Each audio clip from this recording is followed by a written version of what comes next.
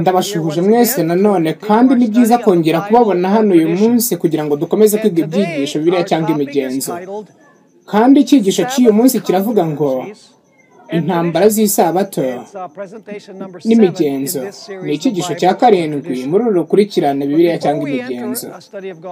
Ariko mbere y'uko twinjira mu kwiga ijambo ry'Imana, turashaka gukora nk'uko dusanzwe dukora, kandi uko no gusaba Imana kubana natwe.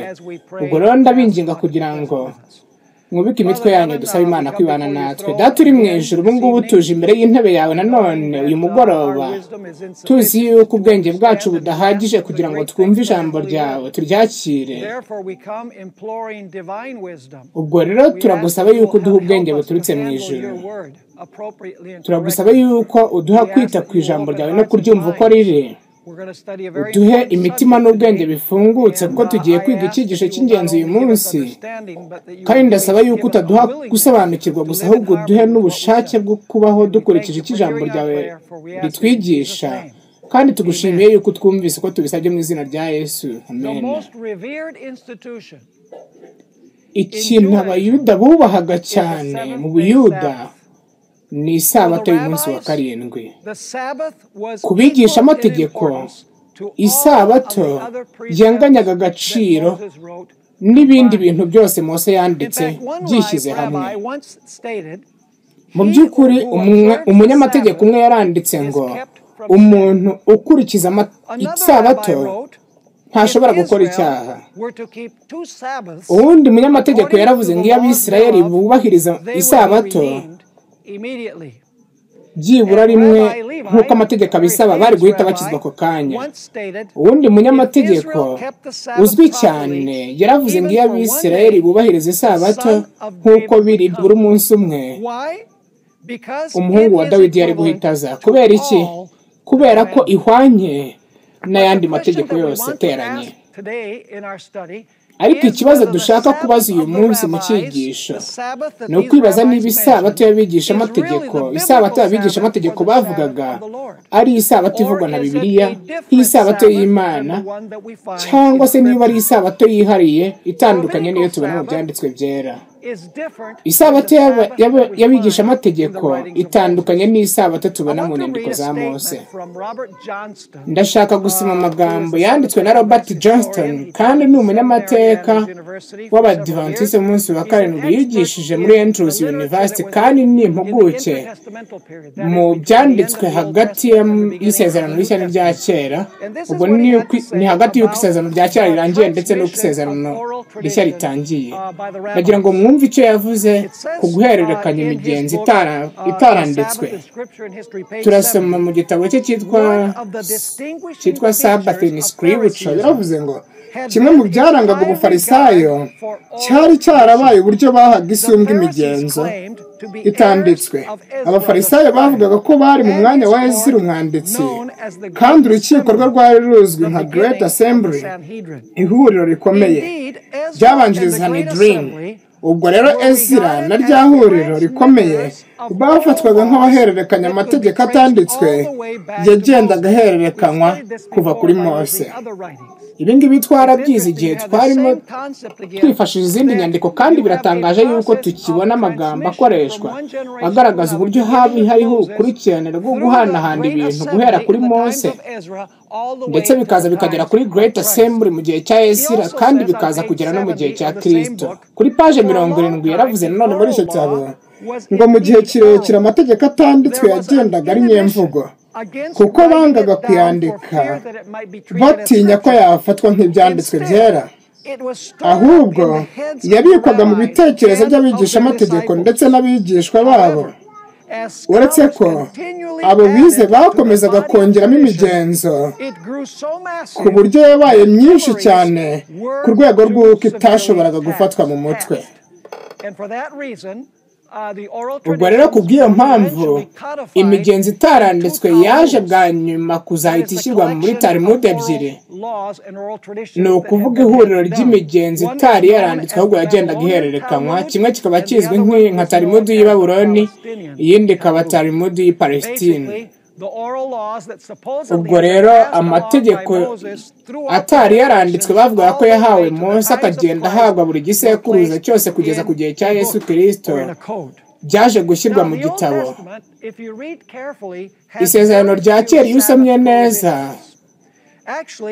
ribuzanya ibintu bikeya cyane bitemewe gukorwa ku isabato. Ni ibintu bine byonyine bibuzwa mu isezerano rya kera. Icya mbere kibujijwe ni iki? Ni ugukora. Icya kabiri ni ugucana umuriro. Icya gatatu ni ugucuruza cyangwa se gukora bizinesi ku isabato. Hanyuma icya kane ni uguteka.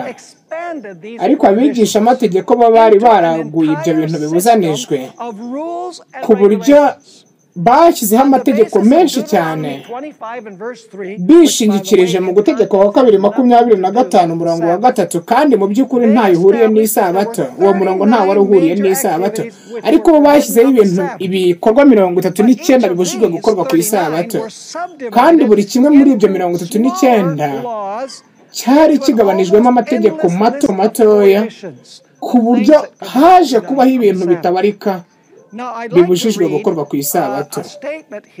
Ndashaka rero gusoma amagambo ari mu gutegeka kwa 2:25 kandi mu by'ukuri turatangirira ku murongo wa mbere tugeze ku wa 3, hanyuma mumbwira niba uyu murongo hari aho uhuriye n'isabato.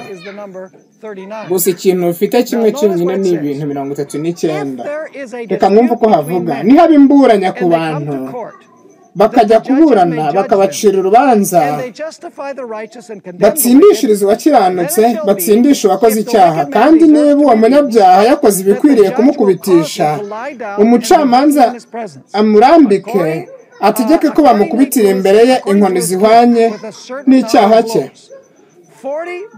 Yemererwa kumukubita inkoni 40 ntazazirenze, kugira ngo mwene wanyu atakubera umunyagisuzuguriro. Nibarenza izo bakamukubita inkoni nyinshi zizirenze. Ubwo rero bo bari baravuze ngo umuntu wamukubita inkoni 39, ngo wakubita umuntu mu yandi magambo inshuro 39. Kandi bari banavuze ngo iki ngiki kigomba kubahirizwa no kukubahiriza isabato. Ubwo rero bahita bakora urutonde rw'ibintu 39 umuntu atashobora gukora ku isabato. Ndashaka gusoma ibyo bintu. Ndimo ndasoma kandi muri Talmud bavuze ngo amatsinda y'imirimo ni 40 turetse umwe. Ubwo ni ukuvuga 39. Noneho hagahita haza urutonde rw'ibujijwe kandi bitagaragara mu byanditswe byera, ahubwo bishingiye ku migenzo: kubiba, guhinga, gusarura, guhambira ibisarurwa, guca urubuto, gusukura urubuto, gusukura ibihingwa, gutyaza, gushungura, gukoza intoki mu byazanduza, gukora umugati, kogosha, koza, gukubita cyangwa kwica itungo, kwizunguza, kuzunguza ikintu, kuzingazinga, kuboheranya ibintu bibiri, gutandukanya utudodo tubiri, kuboha, guhambura, kuzirikanya imigozi, gutabura kugira ngo uboheranye ibintu bibiri, guhiga, kwica cyangwa gukura uruhu ku kintu, gukurubana cyangwa gukata, kwandika inyuguti ebyiri, kubaka, gukurura ikintu, kuzimya umuriro, gucana umuriro, gukubitisha inyundo, ukavana ikintu ahantu. Iyo niyo mirimo uko ari 40 havuyemo umwe. Muratekereza iki? Mbese ibi bintu byaba hari aho bibuzanijwe gukorwa muri Bibiliya? Ntahari. Mu by'ukuri mu gutegeka kwa 2:25 nta nubwo havuga ku isabato, ariko abigisha amategeko baravuze ngo kugira ngo tubyagure, uyu murongo uvuga ibintu bitagomba gukorwa no ku isabato. Amategeko amwe muyo abigisha amategeko bari barongeyemo bakavuga ko atagomba kwicwa naya, kandi henzi ko hari ibyo muri buseke mu by'ukuri, ariko ibi ngibi nibyo abigisha amategeko bari baravuze ko byari biri mu byagendaga bihererekanwa, kandi bakavuga ko byari biri no mu byanditswe byera, ariko mu by'ukuri nta birimo. Nimwite kuri ibyo rero ngiye kubasangiza bimwe muri ibyo. Ntago wagombaga kurya urubuto utoye hasi munsi y'igiti, kubera ko byashobokaga ko rwaba rwaraguye ari ku isabato. Ntago washoboraga gukura igi mu cyari, kuko wagombaga ahubwo kuririnda kugeza isabato irangiye kugira ngo uze kurirya. igikoresho cyose cya muzika cyari cyemewe, kandi inzu yawe yashyaga ku isabato wagombaga gukiza ubuzima gusa, ariko ntiwagombaga kugira ikintu uvana mu nzu. Ibitabo byose byera byagombaga gukizwa umuriro, kandi ukavana ibiryo bihagije uri burye isabato ikarangira. Cyari icyaha gikomeye kuba wacana itara cyangwa se ukongeramo amavuta, kubera ko byabaga ari icyaha gihwanye no gucana umuriro. Ntabwo wagombaga kandi gusomera ku itara, ntabwo wagombaga gufata ku mafaranga cyangwa ikindi gikoresho cyose mu byo ucururisha, nubwo waba wabikoze utashaka kubikoresha mu by'ukuri. Kurira igiti, gukoropa, gukandagira cyane, gukora ubukwe ntibyari byemewe, kwandika ntibyari byemewe ku isabato. Ntabwo wagombaga gukurura intebe ku ntebe, gukurura intebe hasi ntibyari byemewe. Igihe ubishaka ntibyari byemewe, ariko wagombaga kubikora utabishaka. Ntiwagombaga kandi guterura ibuye, ariko washoboraga guterura umwana ufite ibuye mu ntoki. Ubwo naho murumva yuko washoboraga kubwira umwana ati fata ibuye ubundi ngo uterure nkwereka aho utwarijyana. Hano hari ikindi, ntabwo byari byemewe kwita ku muntu utari bupfe mu by'ukuri ku munsi w'isabato, ariko washoboraga gushyira igipfuko ku jisho mbere y'uko izuba rirenga, cyangwa se ugapfuka igisebe kugira ngo umuntu akomeze gukira ku munsi w'isabato. Igihe kandi igisimba cyagombaga kuza mu nzu yawe, ntabwo umuntu umwe yari afite uburenganzira bwo kukirukana, ariko babiri barabishoboraga. Ntabwo washobora gutanga icya 10 ku isabato. Nta muyuda washoboraga kugenda cubit 2000 ku isabato aharenze umujyi atuyemo. Mwumva rero uburyo umuntu yashoboraga kwivanaho, ngo kugira ngo umuntu agende izo cubit 2000, umuntu yashoboraga gushyira ibiryo yarya kabiri kuri distance cyangwa se ku rugendo rwa cubit 2000, hanyuma ku buryo avuga yuko aho ngaho ari ahantu agiye gutura umwanya mutoya, yahagera ubundi agakomeza. None ibi bintu hari ahantu biri mu mategeko? Ntaho hari. None byavuye he? Nicyo kibazo twibaza. Ntabwo byigeze biva mu byanditswe byera. Cyari ibintu abantu bizaniye babigisha amategeko, bavuga yuko bagiye babihanahana, bavuga yuko byaturutse kuri Mose bikagenda bihabwa buri kinyezana cyose, kandi bakavuga yuko ayo mategeko ari ingirakamaro mu kuyumvira nk'uko inyandiko za Mose ziri. Intambara zose z'iby'iyobokamana mu myigishirize Yesu yagiye ahura nazo, nta cyari gikomeye muri iryo dini ry'icyo gihe kiruta isabato. Abayobozi bo mu by'idini bahoraga babwira Kristo yuko atajya yubahiriza isabato yabo. Abantu bari barize kandi bajyaga bavuga yuko Yesu yica isabato, ariko ikibazo ni iki: mbese Yesu yigeze yica isabato ivugwa na Bibiliya? Sintekereza ko Yesu yigeze yica isabato ivugwa na Bibiliya. Ndabizi neza ko Yesu atari kwica isabato ivugwa na Bibiliya, ariko Yesu yishe isabato y'abigisha amategeko. Yishe isabato y'imigenzi itaranditswe, kubera ko iyo ntabwo yari isabato y'Imana, ahubwo yari isabato y'abantu bize iby'iyobokamana. Yesu rero mu kibazo cy'abantu yajyaga akiza ku isabato, byahindukaga ibintu bitazibagirana mu bantu. Urugero, dufite umuntu wari waravutse aremaye. Mbese Yesu yashoboraga kureka izuba rikarenga akabona kumukiza? Byarashobokaga. Mbese umuntu wari umaze imyaka 38 amugaye, mbese yari gupfa iyo Yesu ategereza yuko izuba rirenga kugira ngo abone kumukiza? Ntabwo rwose ntiyari gupfa. None se umuntu we wari umaze imyaka 18 ahetamye umugongo, Yesu yari gutegereza izuba ko rirenga agakiza uwo muntu? Ntabwo yari gupfa rwose. None se umuntu wari unyunyutse ukuboko, Yesu yashobora gutegereza isabato ikarangira kugira ngo uwo muntu akire? Yego, yarabishoboraga, kandi yakijije na nyirabukwe wa Petero. Kandi Yesu yashoboraga no kumukiza uwo mubabaro isabato yarangiye, ariko yashakaga kuwumukiza ku isabato. Ubwo rero Yesu yavugaga yuko ibi byose yemerewe kubikora ku isabato, ariko abigisha amategeko bakavuga ko Yesu atemerewe gukora ibyo. Kandi ikibazo gikomeye hano ni iki: niki abigisha amategeko n'abanditsi bishingikirizagaho bavuga ko bitemewe, kandi niki Yesu yashingiragaho avuga ko ibyo yakoraga byari byemewe? mu yandi magambo ni ubuhe butware, ni iyihe soko y'ubutware abigisha amategeko n'abafarisayo bavugaga yuko ibyo Yesu akora bitemewe, kandi nihehe na Yesu yashingiraga avuga yuko ibyo yakoraga byari byemewe?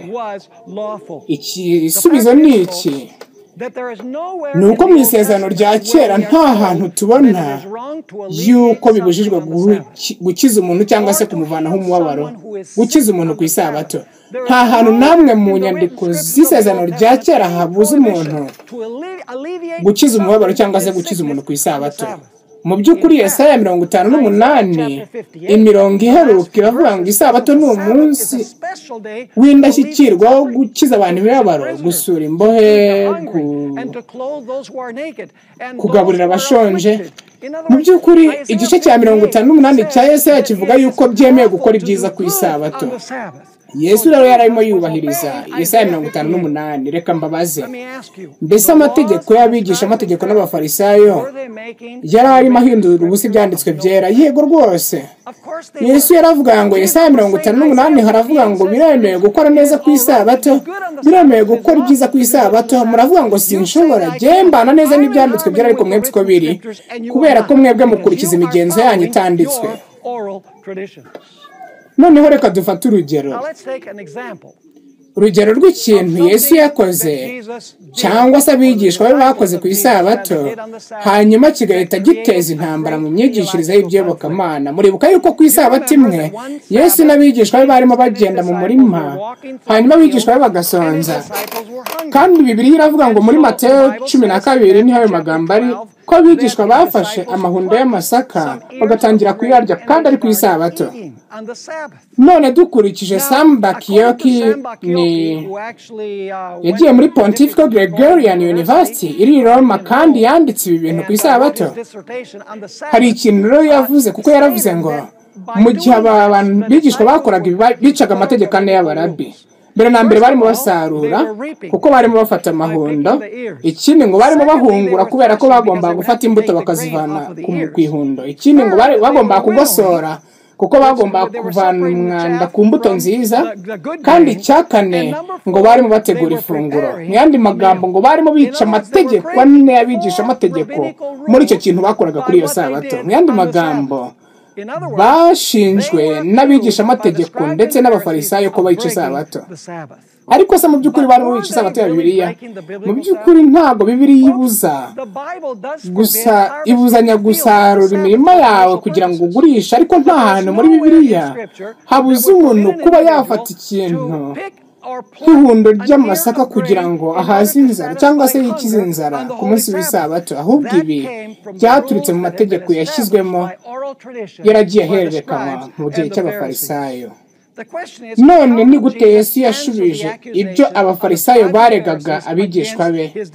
Igisubizo cyari cyoroshye, kandi si hano gusa, ahubwo n'ahandi hose Yesu yajyaga yishingikiriza ku byanditswe byera kugira ngo agaragaze yuko icyo yigishaga cyari cyo muri Bibiliya, ariko ibyo bavugaga bikaba bitaturukaga muri Bibiliya.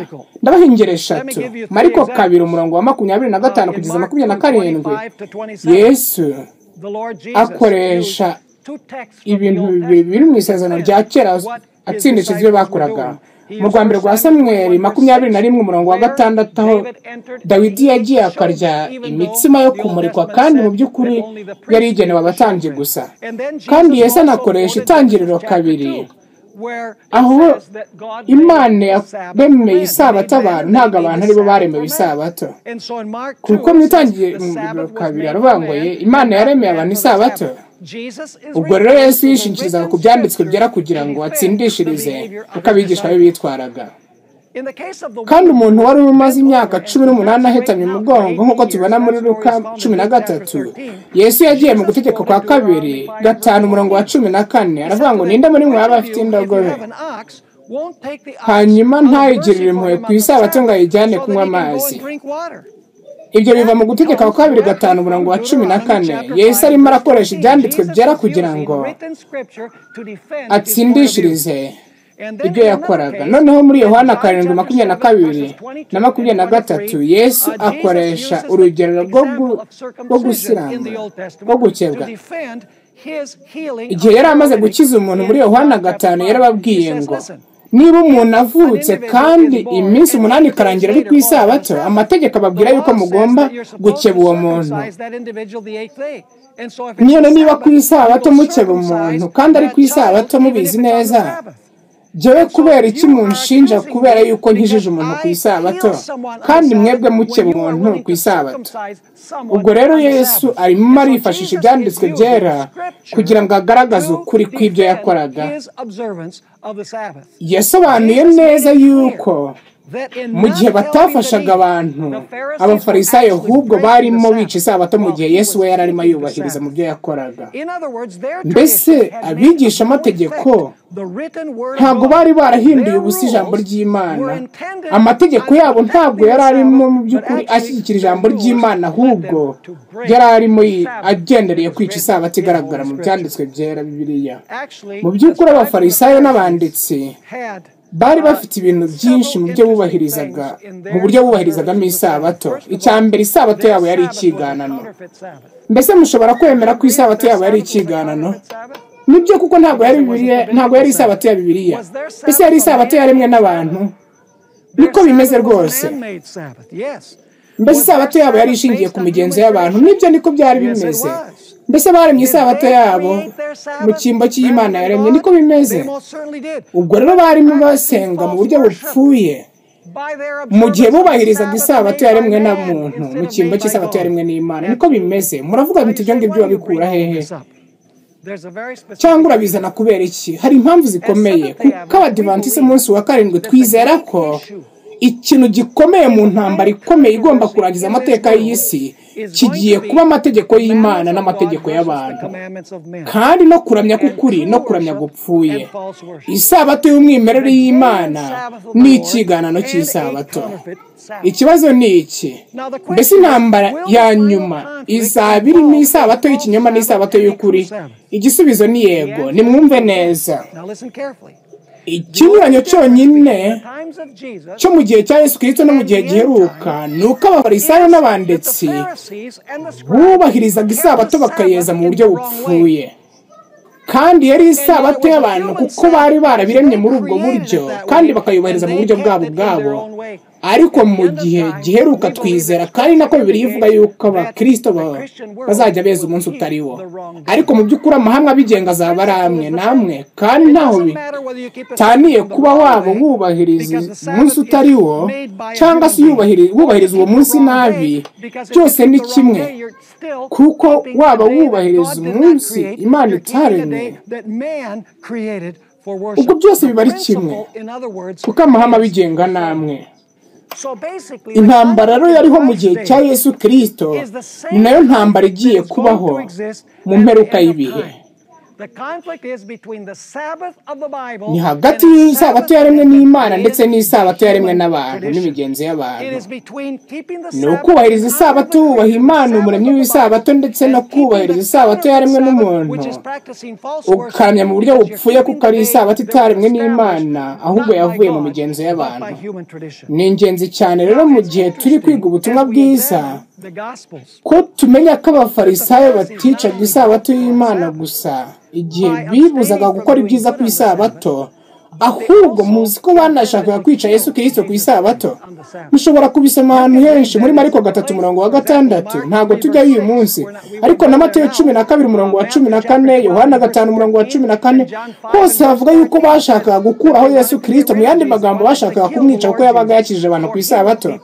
Ubu rero biratangaje cyane bavandimwe kuba baragayaga Yesu yuko yakijije abantu ku isabato, ariko bagashaka kumwica kuko bavugaga yuko atubahiriza isabato mu buryo igomba kubahirizwamo.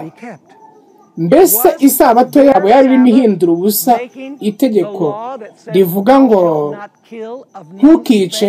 Niko bimeze. Ntabwo barimo bica isabato ya Bibiliya gusa, ahubwo igihe babaga bashaka no kwica Yesu Kristo babaga barimo bica itegeko rivuga ngo ntukice.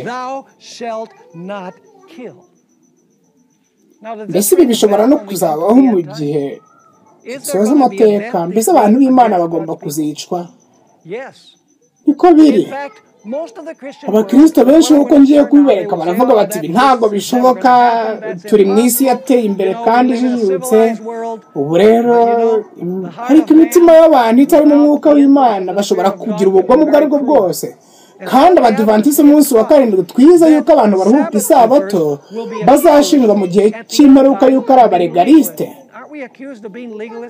Mbese byaba bizabaho, ariko nta buregalisme buriho bubi cyane kuruta ubwo kukubwira ngo nutubahiriza isabato barakwica, ku buryo abantu bakubahiriza icyumweru atari uko bakunze Imana ahubwo bakubahiriza icyumweru kuko bari batinya iki? Batinya kwicwa.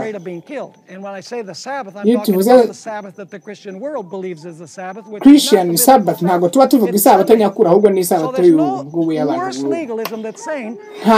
Nta buregalisme rero bubi cyane kuruta uko bakubwira ngo ubahiriza isabato y'icyumweru n'ibitabo ibyo tukwice. Kandi tunazi mu mateka ya Eliya ndetse n'ahandi hose mu mwuka w'ubuhanuzi yuko ibintu muri iyi si bigiye kugenda birushaho kuba bibi. Ibyago bigiye kuzajya biza kandi twagiye tubona na byinshi kandi bizakomeza kuba bibi.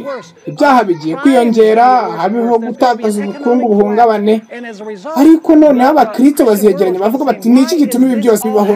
Ni uko twatandukanye n'Imana. None icyo dukeneye gukora ni uko dukwiriye kugarukira Imana kandi tukongera tugasubira mu nsengero ku cyumweru, Imana ikadukiza nanone. None ni ubuhe buregalisme bwaruta ubwo ngubwo? Kuvuga ngo mureke twongera tujye mu rusengero Imana duhe imigisha. Ubwo ntibaba bajya mu nsengero kuko bakunze Imana, ahubwo ni ukugira ngo Imana ibakureho ibyago. Abadivantiste rero mu gushinjwa yuko bari abaregaliste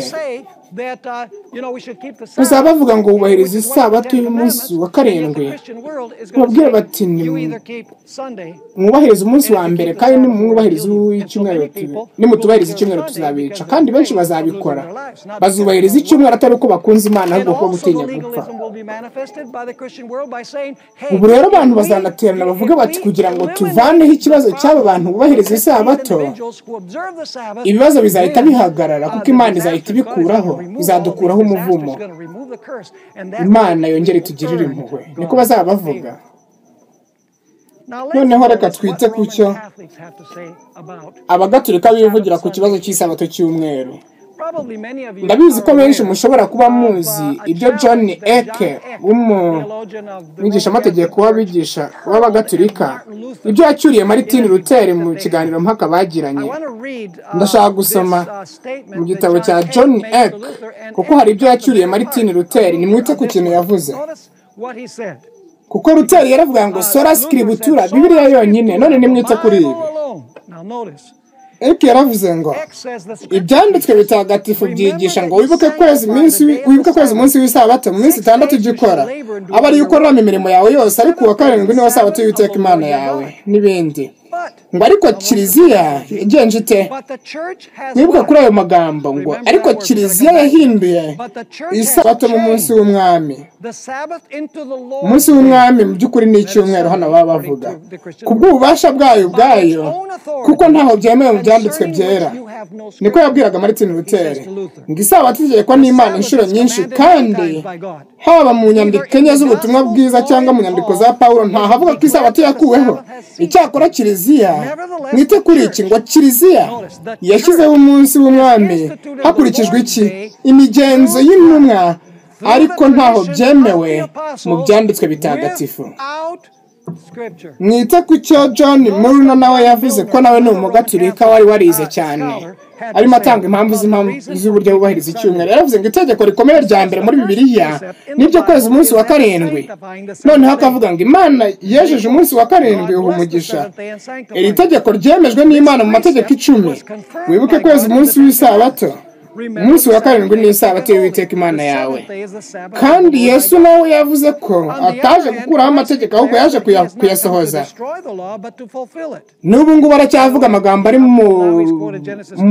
muri Matayo 5:17 ndetse no mu itangiriro n'ahandi. Aravuga ngo Yesu ubwe nawe yezaga isabato ngo akayiruhuka nk'uko yamenyereye. Yinjira mu isinagogi ku munsi w'isabato Luka 4:16. Abigishwa be barayiruhukaga nyuma y'urupfu rwe.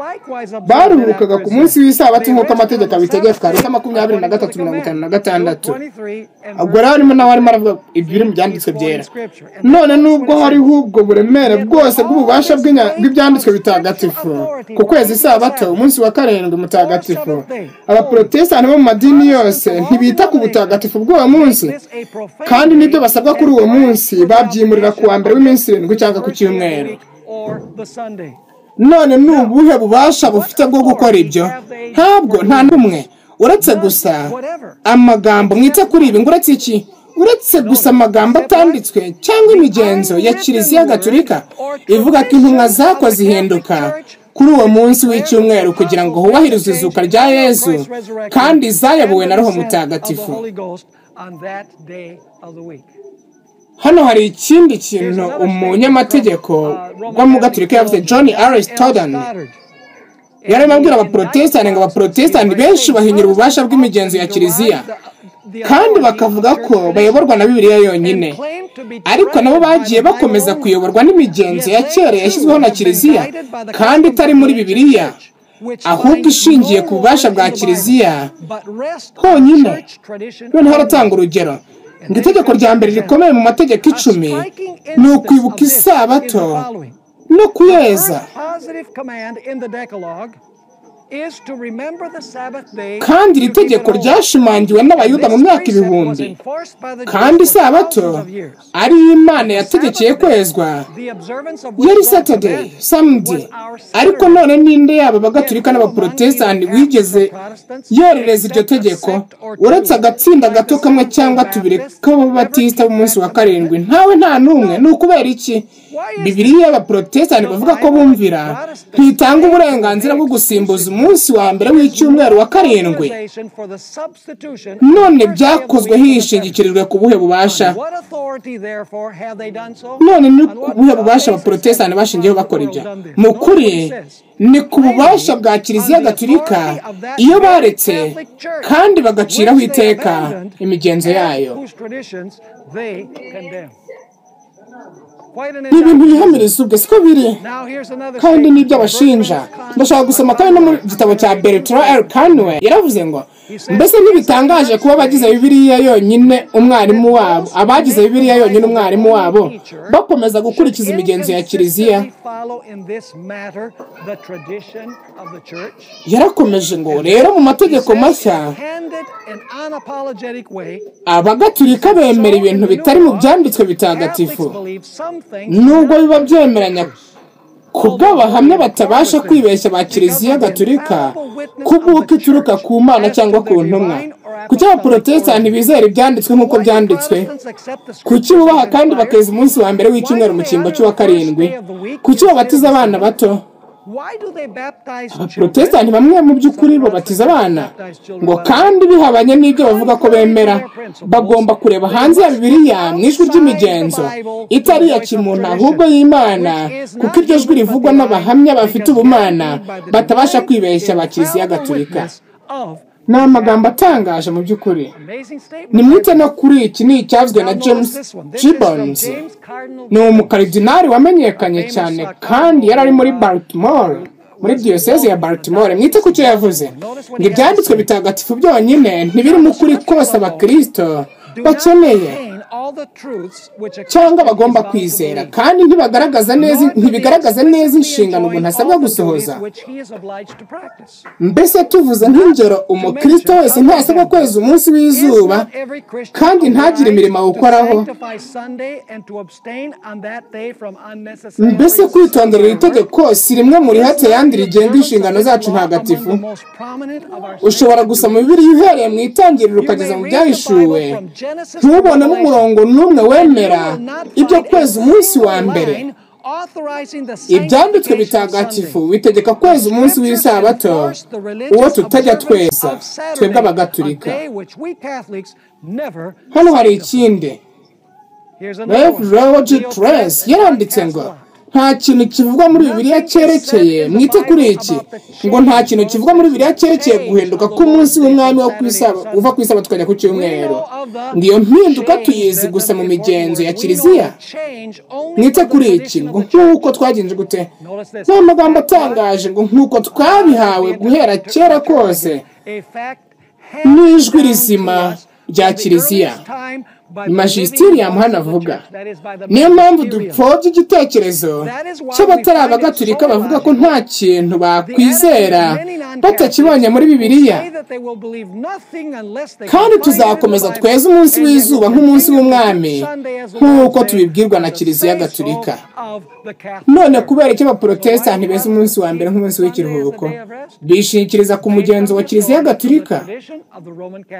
Hano hari ikindi kiri muri Catholic Mirror, kandi ni cyo diyoseze ya Baltimore yavuze ngo kiliziya gatulika mu myaka isaga 1000 mbere y'uko ubuprotestant bubaho kubw'umurimo wayo w'ubumana yahinduye umunsi. Yagenje ite? Mwite kuri ibi turabigarukaho ngo yahinduye umunsi kuva ku isabato kujya ku cyumweru. Tuvuga ko ari kubw'umurimo wayo w'ubumana kuko uwise umwami w'isabato yahaye kiliziya, ni kiliziya hano bavuga, yahaye ububasha bwo kwigisha ngo ukumva n'ibyo aba yumvise, kandi yategetse abamwemera bose kumvira kiliziya cyangwa bagahanishwa gucibwa. Yasezeranye kuzabana nayo kugeza ku mperuka y'isi. Iyo ni kiliziya cyangwa se itorero. Ifite ibyangombwa byose nk'umwigisha wemewe n'Imana, kandi iteka ryose ntizigera yibeshya. Ubu protestant butangira ni mu kinyejana cya 16 bwasanze umunsi w'izuba w'abakristo ushimangiwe ku buryo batawuhindura, maze abaprotestant bisanga ari ngombwa ko bawemera, bityo bagahamya ububasha bwa kiliziya mu guhindura umunsi mu gihe gisaga imyaka 300. Mwite kuri ibi ndaza kubigarukaho mu kanya. Ngo ubwo rero isabato cy'umweru ni icyumweru, ntabwo yari umunsi wa karindwi y'abakristo. Yemerwa uyu munsi ntiyakomotse kuri kiliziya gatulika. Ijambo ngo yakomotse mu ryiteho, yakomotse kuri kiliziya gatulika, offspring of the Roman Catholic Church. Ngo kandi mu buryo nk'ubw'umugabo n'umugore yafatanyije na Roho Mutagatifu, kandi nta jambo na rimwe ryahakanye ibyo rivuye mu baprotestant. Icyo turi gusoma muri Catholic Mirror nuko icyumweru cyabyawe na kiliziya gatulika kikaba cyarakomotse kuri yo. Hano hari ikindi F.G. Lentz yavuze, nawe ni umugatulika wari warize cyane kandi yabivuze mu buryo bw'ibibazo n'ibisubizo. Yaranditse ngo ikibazo, Bibiliya iravuga ngo umunsi wa karindwi niwo sabato y'Uwiteka, kandi dusoma mu nyandiko ko iyo ariyo sabato yonyine ihari. None nyabuneka mwansobanurira uko kwezi umunsi w'izuba byaje? Mbese mutekereza ko abadivantiste umunsi wa karindwi beza umunsi w'ukuri? Iki ni cyo uyu muntu yari arimo yibaza. Noneho mwite ku kintu uyu muntu w'umugatulika yavuze arimo asobanura niba umunsi abadivantiste beza ari wo w'ukuri. Igisubizo, niba ukurikiza Bibiliya yonyine ntibishidikanywaho kutegetswe kwezi umunsi w'isabato, kuko uwo ni wo munsi wategetswe n'Imana ishobora byose ngo werezwe Imana. Mu kwezi cy'umweru abatari abagatulika baba bakurikira imyitwarire ya kiliziya gatulika no mu myaka 1800 umugenzo kandi utarategetswe na Bibiliya. Icyo dushaka kumenya ni iki? Ubwo bahakana ububasha bwa kiliziya, ubwo ni ukuvanga abaprotestant bahakana ububasha bwa kiliziya, ni kuzihe mpamvu bashingiraho ukwemera kwabo mu kwezi umunsi w'izuba? Abeza umunsi w'isabato nk'abadivantiste umunsi wa karindwi ntibishidikwa nk'uko bafite impamvu z'ibyo bakora, kandi iyo babasha kubaha igisubizo gihagije ku buryo cyahaza bafite umutima ufunguye. Abagatulika bo nta kibagora, kubera ko ubwo bahakana ko Bibiliya ariyo muyobozi wenyine w'ukwemera, tugomba no gukurikiza umugenzo ukorwa kenshi kandi wa kiliziya wizihizwa guhereye kera na mbere yo kwima kwa Constantine, ndetse no mu gihe kenshi no mu gihe cy'intumwa ubwazo zari zifite akamenyero ko kwezi umunsi wa mbere w'icyumweru mu cyimbo cy'uwa nyuma. Ibi byivugiwe n'abantu bo muri kiliziya gatulika, ntabwo ari abaprotestant bavugaga ibi. ubwo n'abagatolika bivugiraga ibi ngibi. Mbese mwamwitaye ku mubare ijambo kiliziya yahinduye, umugenzi yahindutse, mwamwitaye inshuro byavugwaga. Muzi aho byaturutse? Bituruka mu buhanuzi bwo muri Daniyeli igice cya 7. Kandi ngiye gutanga incamake y'ubu buhanuzi kuko ndabizi yuko mwese mubizi. Muri icyo gice bavuga amateka y'itorero guhera mu gihe cya Daniyeli na Nebukadinezari kugeza ku mperuka y'isi. Bwa mbere dufite intare. N'ubuhe bwami intare ishushanya? N'ubwami bwa Babuloni yayoboye kuva muri 605 kugeza muri 539 mbere ya Kristo. Noneho tukagira idubu. Idubu rihagarariye iki? Abamedi n'abaperesi. Ubwami bwigaruriye ubwa Babuloni. Kandi abamedi n'abaperesi bahereye muri 539 bageza 331. Noneho tukagira n'abagira iki? Bahereye muri 301 bageze mu 168. Noneho inyamaswa ya kane ikaba yarabaye mu bihe bitatu by'ingenzi. Igihe cya mbere cy'ingenzi ni uko iyi nyamaswa ya mbere yiyoboreraga ubwayo, nta hembe na rimwe yari ifite igihe yatangiraga kuyobora. Yari inyamaswa y'inzoka mu by'ukuri ifite ihembe, kandi ihagarariye ubwami bw'Abaroma. Ubwami Yesu yavutse buriho. Mushobora kubona ibyo mu Byahishuwe 12 igihe inyamaswa yashaka kurya umwana igihe umugore yamubyaraga. Bivuze ko ubwo bwami bwagerageje kwica Kristo igihe yavukaga, n'ubwami bwa Roma. Ubwo rero inyamaswa ya kane idafite ihembe ishushanya ubwami bwa Roma. Ariko ibintu bitangaje ni uko ku mutwe w'iyo nyamaswa, kuko iyo nyamaswa yari yahereye mu 138 igeza muri 476 nyuma ya Kristo, yatangiye 138 mbere ya Kristo, kandi ubwo bwami bwari buri mu burengerazuba bw'Uburayi. Hanyuma buza kwigabanya amahembe 10 nyuma y'uko ababarubari babwigabanyije. Hanyuma ku mutwe w'iyo nyamaswa haturuka amahembe 10, kandi ayo mahembe yabayeho muri 476 nyuma ya Kristo. Noneho hakaba ubundi bwami bwa gatatu. Bwa mbere ni ubwami bw'Abanyaroma budafite ihembe. Hanyuma Roma ikigabanyamo amahembe 10, ikigabanyamo, kandi iracyari Roma mu byibuke, kuko aracyari amahembe y'iyo nyamaswa ya kane ku mutwe wayo. Ariko nyuma y'umwaka wa 476 muri ayo mahembe haturutsemo agahembe gato muri ayo mahembe 10, kandi gahita gakuraho amahembe 3, kandi gahita kavuga amagambo yo kwigeranya n'Imana, kandi kakarenganya abera bisumba byose. Kandi hari ikindi kakoze gikomeye. Mwite kuri Daniyeli 7:25, ijambo ry'ingenzi tugiye kuhasoma.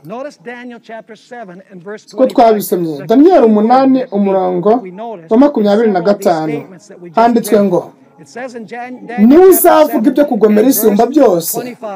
Mu Byahishuwe havuga yuko ibyo ari ugutuka Imana cyangwa kwigereranya nayo. Mbese muzi icyo kwigereranya n'Imana ari cyo? Muri Bibiliya bisobanura bwa mbere igihe umuntu avuze ko ari Imana, ubwa kabiri igihe umuntu avuze yuko afite uburenganzira bwo kubabarira ibyaha. Yesu yashinjwaga yuko yigereranya n'Imana kuko yavugaga yuko ari Imana. Aho baribeshyaga kuko Yesu yari Imana mu by'ukuri, ariko mu by'ukuri yashinjwaga kwigereranya n'Imana kuko yavugaga yuko ababarira ibyaha. Ariko umuntu usanzwe yavuze yuko ashobora kubabarira ibyaha cyangwa se akavuga ko ari Imana, abatutsi Imana. Kandi ihembe ritoya, ibi ngibi ni ihembe ritoya ryakoze. Banavuze yuko rero yuko ryagomba kurenganya abera bisumba byose. Ubu ni ubwami burenganya abantu b'Imana.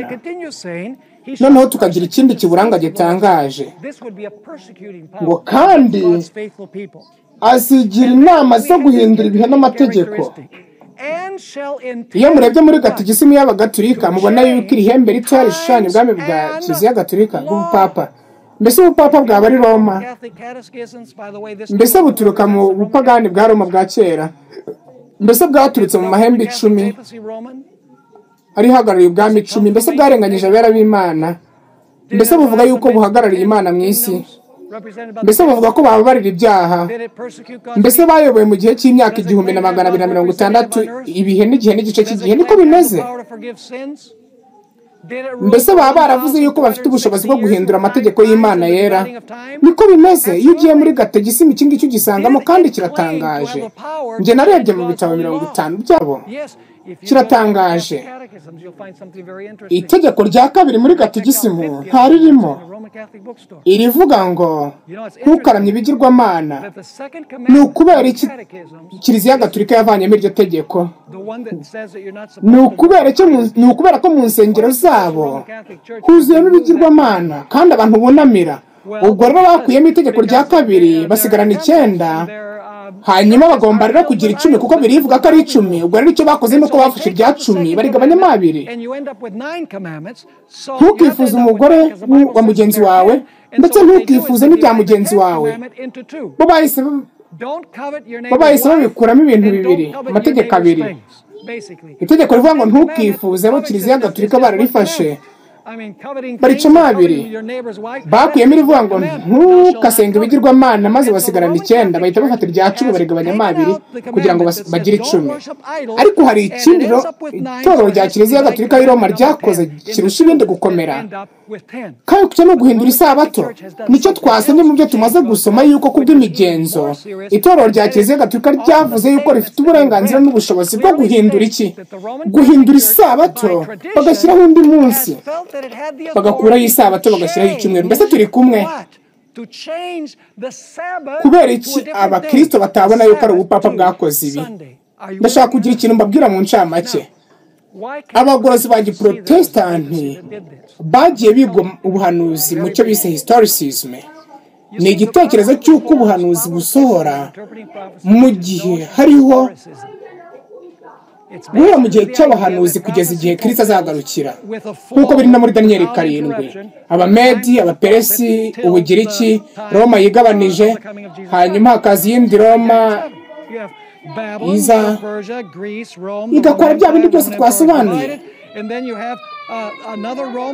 Mbese biroroshye kumenya umuntu wakurikiye Roma igihe yigabanyaga? Biroroshye. None ni ihembe ritoya, ni Roma y'ibya gikristo yaje nyuma y'uko Roma yigabanyije.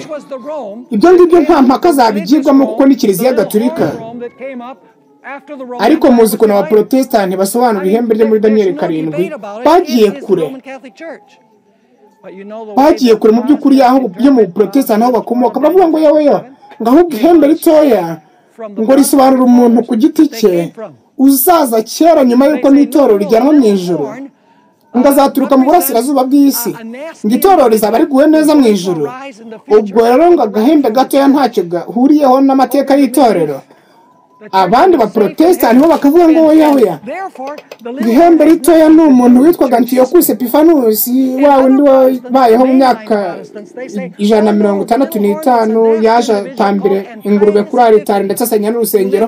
Ngiryo ni ihembe ritoya ryo muri Daniyeli 7. Ariko icyo barimo bakora nuko bashyira ihembe ritoya mu gihe cya kera cyangwa icyahise, ariko ntibabone mu by'ukuri itorero rya Kiliziya Gatolika ryakoze mu mateka. Mbese muri kunyumva cyangwa ntimunyumva? Ni ukubera uburyo basobanuramo ubuhanuzi nabi. Bazanyemo ibitekerezo bivuga yuko isabato ari icyumweru, bakavuga yuko kandi ibyo biri mu Bibiliya ariko nta birimo. Mu by'ukuri rero mu cyigisho tuzakurikizaho tuzabona imirongo yo mu isezerano rishya ivuga ko iby'isabato ni icyumweru, kandi tuzabona ko hari 70 bivuga.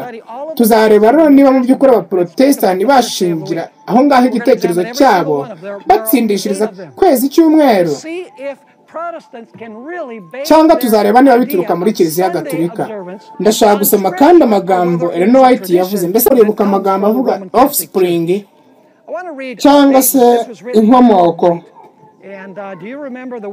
Ndashaka gusoma muri Last Day Events kuri page 123. Haravuga ngo Imana yaremye isi mu minsi 6 kandi iruhuka kuwa 7. Yejeje uwo munsi kandi urobanura mu yindi ugira uwera kuri yo, ngo uruhukwe n'abantu bayo bo mu bihe byose. Ngo ariko umunyabugome mu kwishyira hejuru y'Imana yicara mu rusengero rw'Imana ngo yiyerekane ko ari Imana, yigiriye inama yo guhindura ibihe n'amategeko. Ubu butegetsi mu kwibwira kwerekana ko butangana n'Imana gusa ahubwo ko buyiruta, bwahinduye umunsi wo kuruhuka bushyira umunsi wa mbere w'icyumweru aho uwa 7 ugomba kuba. Kandi abaprotestanti bafashe uyu mwana w'ubupapa. Bafashe iki? Uyu mwana w'ubupapa nkaho yera, mu ijambo ry'Imana ibi byitwa ubusambanyi bwe. Hano hari ikindi gitangaje kandi cyo kibisobanura cyane. Ni muri volume ya 3 ya Selected Message page 406. Ubutumwa bwatoranyijwe. Mwite ku magambo yahakoreshejwe ngo umunyabugome ni ihembe ritoya hano cyangwa inyamaswa wigiye guhindura ibihe n'amategeko yishyize hejuru y'Imana ahereza isi igihimbano cy'isabato. Abakristo bemeye uwo mwana w'ubupapa. Bemeye iki? Uwo mwana w'ubupapa. Mwite kuri ibi. Hano hari igitekerezo none cya offspring cyangwa se inkomoko ngo uwo mwana w'ubupapa baraweza kandi baramugaburira. Ngo baramureze kandi baramugaburira, bityo basuzugura Imana bigizayo urwibutso rwayo bagashyiraho isabato y'ikinyoma. Mu kindi kintu muri leta 19:897 baravuze ngo abaprotestani bashyize ikigirwamana sabato mu mwanya isabato y'Imana igomba kubamo kandi barimo baragera ikirenge mu cy'ubupapa. Kandi muri volume ya 9 ya Testimonies page 211 aravuga ngo ikibazo cy'isabato kizakenera kwitabwaho cyane ndetse no kugira ubwenge bwinshi mu gihe kivugwaho. Ubuntu bwinshi n'imbaraga z'Imana bizakenerwa mu rwego rwo guhirika ikigirwamana cyahagaritswe mu ishusho y'isabato y'igihimbano. Abantu baravuga bati ntabwo ari kimwe kuremya izuba no kuramya ku munsi w'izuba, ariko mu by'ukuri ni bimwe. Reka nsobanure impamvu. Reka mbabaze, ninde waremye umunsi wa mbere w'icyumweru? Imana. Mbese yawuremeye gusengwaho? Oya, ni umunsi wo gukora. None ni iki kibaho iyo abantu bawufashe bakawugira umunsi wo gusengwaho? Cyitwa ngo iki? Cyitwa gusenga ibigirwamana. None ninde waremye izuba? Ni Imana yaremye izuba ngo barisenge. None abantu byagenda gute baramutse barisenze cyangwa se bakagishingirizaho basenga? Byitwa iki? Ni ugusenga ibigirwamana. Ntabwo rero twabyitaho igihe abantu bise ku izuba nk'aho baryishingirizaho mu gusenga cyangwa bakarisenga cyangwa gushyiraho umunsi wo gusenga. Ahubwo ikintu cyose abantu bashyizeho mu gusenga Imana itashyizeho cyitwa iki? Cyitwa gusenga ibishushanyo cyangwa ibigirwamana. Ubwo rero ntacyo bivuze cyaba umunsi cyangwa se izuba, ahubwo ihame nuko ikintu cyose umuntu akoze mu kuramya Imana itashyizeho cyitwa gusenga ibigirwamana. Muri Review and Herald mu kwa 3 kuwa 8/898 haravuga ngo Satani yajyanye isi nk'umunyago, yashyizeho ikigirwamana sabato kandi agiha umumaro ukomeye. Yibye icyubahiro cy'abakristo maze ukwera ku isabato y'Imana guha ikigirwamana sabato. Isi yunamira imigenzo, itegeko ryashyizweho n'umuntu. Mbese murabona ikibazo? Muvandimwe, ikigeragezo giheruka kigiye kuba gishingiye ku bubasha. Mbese ni Imana na Bibiliya ndetse n'isabato yayo yera, cyangwa ni ubupapa n'imigenzo ndetse n'isabato yabwo? Mbese icyubahiro kigiye guhabwa Imana kuko yaremye umunsi wo gusengwaho, cyangwa tugiye guha icyubahiro ubupapa twita ku munsi bwashyizeho nk'umunsi wo kuruhuka? Kuramya Imana ni ukwita ku mategeko yayo tukayeza, mu gihe kuramya inyamaswa ari gukurikiza amategeko y'inyamaswa. Mbese murabona aho ikibazo kiri? Ntabwo ari ikibazo cy'umunsi n'undi, ahubwo iminsi ni ikintu Imana ikoresha kugira ngo irebe niba abantu tuyubaha cyangwa twubaha inyamaswa. Ubwo rero ni ikibazo cy'ubutware wishingikirizaho cyangwa wubaha. Iyo wise ku mategeko y'Imana ukubahiriza isabato yayo uvuze ngo nitaye ku Mana kandi ndayubaha kuko ari Imana yaremye, niyo mutware wanjye. Ariko iyo uvuze ngo icyumweru niyo sabato uvuze ngo ndaramya ubupapa kuko nibwo bwashyizeho uyu munsi, ubwo rero buri muramya ubupapa buvuga ko bufite uburenganzira bwo gukura isabato ukwera bukayikuraho ukwera bugashyira ku cyumweru. Ubwo rero ni ububasha wishingikirizaho ku buzima bwawe. Manuscript Rurizi volume ya 19 page 244 mu bavuga ko ari abakristo. Reno White yaranditse ngo hari abaramya ibigirwamana abagabo n'abagore batayoborwa n'Imana. Benshi bahinduye ukwizera kwa Gikristo gusenga ibigirwamana. Ngo bahinduye ukwizera kwa Gikristo gusenga ibigirwamana. Icyubahiro gikwiriye Imana byashyizweho n'abantu mu cyimbo cy'isabato yayo, kandi bashishikariza n'abandi kuramya icyo kigirwamana. Abo bose bazagerwaho n'urubanza akagenzuzi rw'Imana, kandi bazahanwa hatavanzemo imbabazi abo bose bapfobya amategeko y'Imana bakanga kwihana. Murabona ko Bibiliya ibivuga neza ku buryo nta muntu ugomba kubishidikanya. Ivuga yuko isabato y'umunsi wa karindwi ariwo sabato y'Uwiteka Imana, ariko Kiliziya Gatolika n'Abaprotestani bose baravuga batoya icyumweru niyo sabato. None bishingikiriza he? Ntabwo bishingikiriza kuri Bibiliya, ahubwo ni ku migenzo y'abantu. Kandi itorero rya Kiliziya Gatolika ryagiye rigira ubucakura bwinshi. Papa Yohani Pawulo wa kabiri yanditse urwandiko muri Deus Domini. Tuzareba ibyo yanditse mu cyigisho gikurikiraho, ariko muri urwo rwandiko yagiye ashishikarira cyane kuvuga iby'ukwera kw'isabato yifashishije Bibiliya, kuko yari arimo ashaka kwemeza Abaprotestani yuko kwezi icyumweru biri mu byanditswe byera. Ariko iyo ugiye kureba uru rwandiko yanditse Deus Domini, bivuga ngo ku munsi w'Umwami, agenda akoresha ibitekerezo by'ubucurabwenge byinshi cyane birimo ubucakura kandi bijijishije, ashingiye kuri logike cyangwa se ubucurabwenge bwa kimuntu. Ariko ibintu bye byose nta na kimwe abantu bagize Bibiliya umuyobozi wabo bashobora kwemera, kuko mu cyigisho kizanakurikiraho tuzagenda tureba ibintu byagiye bikoreshwa n'uwo mupapa Yohani Pawulo wa kabiri mu rwandiko rwe rwa gishumba Deus Domini. Ikibazo rero ni iki bavandimwe? Ni ubuhe butware tuzishingikirizaho? Mbese ni ijambo ry'Imana ryanditswe cyangwa ni imigenzo y'abantu? Ibyariho mu gihe cya Yesu Kristo n'ubu biriho. Mu gihe cya Yesu Kristo, isabato abafarisayo bari barashyizeho yari isabato y'abantu, yashyizweho n'abantu mu migenzo yabo. Mu mperuka, isabato yezwa n'Abakristo baho ni isabato itariyo. Itandukaniro ryonyine ni uko mu gihe cya Yesu Kristo bezaga isabato mu buryo butari bwo, mu gihe mu minsi ya nyuma Abakristo bazabeza umunsi utariwo, ariko amahame azakomeza kuba amwe.